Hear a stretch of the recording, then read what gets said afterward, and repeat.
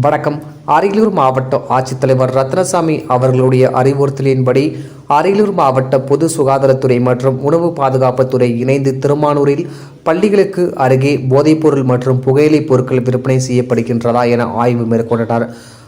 மாவட்ட உணவு பாதுகாப்புத்துறை நியமன அலுவலர் டாக்டர் வெங்கட்ராமன், மாவட்ட சுகாதார அலுவலரின் நேர்முக உதவியாளர் பகில், சுகாதார ஆய்வாளர்கள் குமார், ராமமூர்த்தி மற்றும் உணவு பாதுகாப்பு அலுவலர் பூபதி ஆகியோர் இந்த திடீர் ஆய்வை மேற்கொண்டனர்.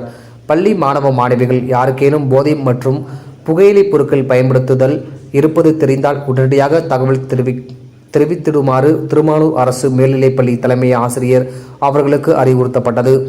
பள்ளிகளுக்கு அருகே உள்ள கடைகளில் புகையிலைப் பொருட்கள் செய்யப்படுகிறதா என்றும், திருமானூர் மற்றும் கல்லூர் பகுதியில் உள்ள கடைகளில் ஹான்ஸ், குட்கா முதலான போதைப் பொருட்கள் விற்பனை செய்யப்படுகிறதா என்பதையும் ஆய்வு செய்தனர்.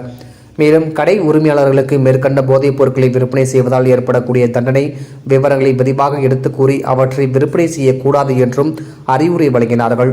மேலும் மருந்து கடைகளில் தடை செய்யப்பட்ட ORS பவுடர் பாக்கெட்டுகள் விற்பனை செய்யப்படுகிறதா என்றும் ஆய்வு செய்தனர்.